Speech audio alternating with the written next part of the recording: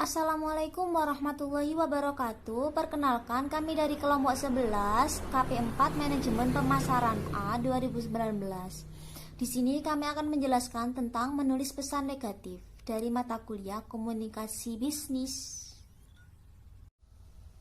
Berikut anggota dari kelompok 11. Yang pertama ada Sela Nuria Agustin dengan NIM 1961024. Ada Rani Wijayanti dengan NIM 1961027. Ada Lailatul Rodia dengan NIM 1961036. Di sini saya akan menjelaskan tentang 3 langkah penulisan pesan negatif. Langkah yang pertama adalah merancang pesan negatif. Menganalisis situasi untuk lebih memahami konteks penerima akan memproses pesan negatif.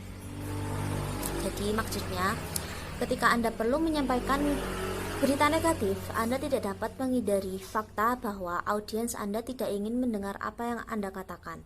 Untuk meminimalkan kerusakan pada hubungan bisnis dan untuk mendorong penerimaan pesan Anda, analisislah situasi dengan cermat sehingga Anda dapat lebih memahami konteks di mana penerima akan memproses pesan Anda. Langkah yang kedua adalah menulis pesan negatif. Mengambil sebagian dari berita buruk dan membantu pembaca untuk menerima keputusan dan melanjutkannya. Maksudnya, dengan menulis dengan jelas dan sensitif, Anda dapat mengambil sebagian dari berita buruk dan membantu pembaca Anda menerima keputusan dan melanjutkan. Jika kredibilitas Anda belum diterapkan dengan audiens, jelaskan kualifikasi Anda sehingga penerima tidak akan mempertanyakan otoritas atau kemampuan Anda. Langkah yang ketiga, menyelesaikan pesan negatif. Memperhatikan detail pesan negatif untuk menyelesaikan pesan.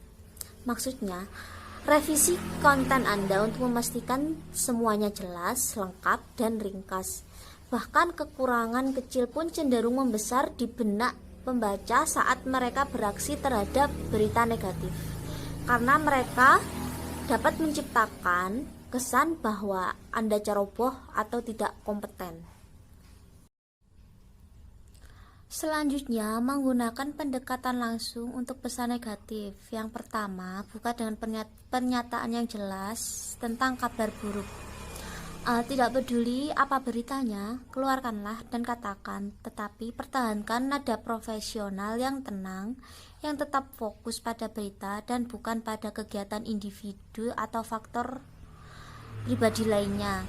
Yang kedua, memberikan alasan dan informasi tambahan.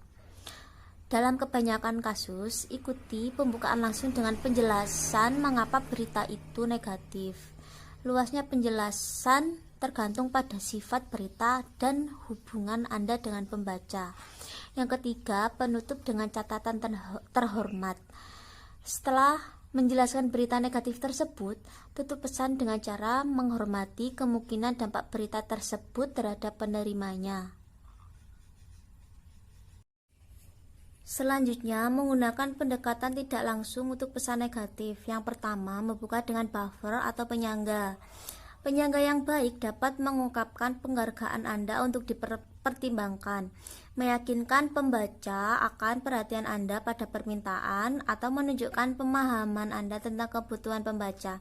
Penyangga yang baik juga harus relevan dan tulus. Yang kedua, memberikan alasan dan informasi tambahan. Penyangga yang efektif berfungsi sebagai transisi ke bagian berikutnya dari pesan Anda, di mana Anda membangun penjelasan dan informasi yang akan berujung pada berita negatif Anda. Yang ketiga, melanjutkan dengan pernyataan yang jelas tentang kabar buruk. Setelah Anda dengan cermat dan logis menetapkan alasan Anda dan pembaca siap menerima kabar buruk, Anda dapat mengungkapkan 3 teknik untuk menyampaikan informasi negatif jelas dan seramah mungkin. Teknik yang pertama, kurangi penekanan pada berita buruk. Teknik yang kedua, jika sesuai, gunakan kondisional yang menyiratkan bahwa audiens dapat menerima atau mungkin suatu hari akan menerima.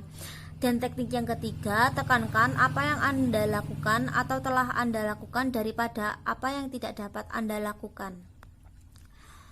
Selanjutnya, penutup dengan catatan menghormati. Seperti halnya pendekatan langsung, pendekatan dekat dalam pendekatan tidak langsung menawarkan kesempatan untuk menekankan rasa hormat Anda kepada audiens Anda.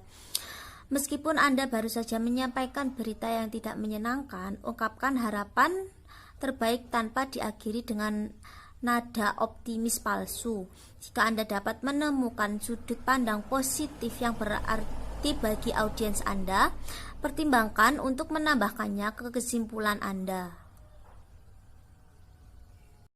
Beberapa alasan mempertahankan standar etika dan etiket yang tinggi.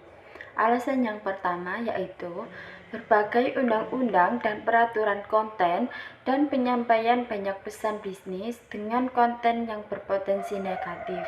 Alasan yang kedua, pesan negatif tentunya memiliki dampak yang negatif dan signifikan pada kehidupan mereka yang menerima pesan negatif tersebut.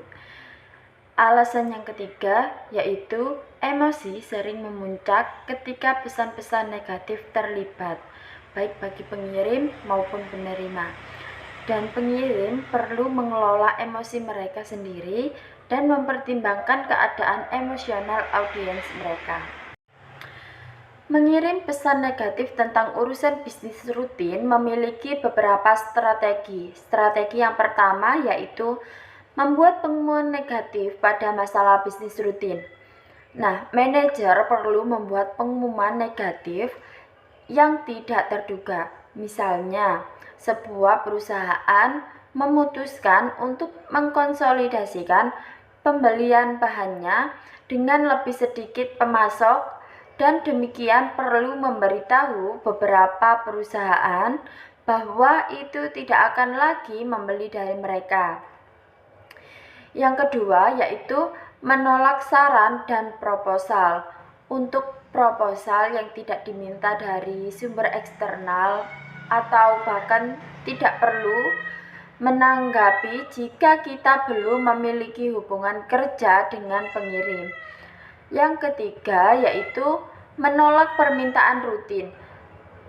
Ketika perusahaan yang kita jalankan tidak dapat memenuhi permintaan, tantangan komunikasi utama kita adalah memberikan respon negatif yang jelas dan tanpa menimbulkan perasaan negatif atau merusak kredibilitas siapapun. Pesan seperti itu mungkin akan terlihat sederhana. Mereka menguji keterampilan kita sebagai komunikator karena kita seringkali perlu menyampaikan informasi negatif sambil mempertahankan hubungan positif dengan pihak lain. Yang keempat, menangani kabar buruk tentang transaksi. Beberapa pesan negatif mengenai transaksi akan membawa konsekuensi keuangan dan hukum yang signifikan. Jika kita gagal memenuhi harapan yang kita tetapkan untuk pelanggan, maka kita harus memasukkan unsur permintaan maaf. Dan yang terakhir yaitu menolak klaim dan permintaan untuk penyesuaian pelanggan.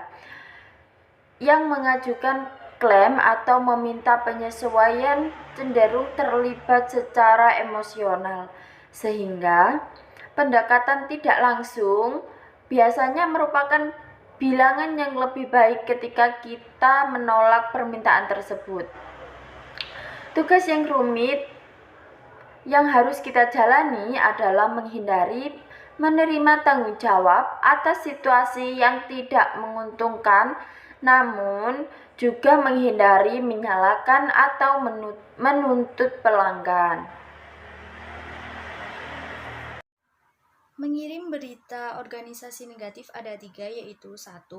Berkomunikasi dalam keadaan normal. 2. Merespon informasi negatif di lingkungan sosial media. 3. Berkomunikasi dalam krisis.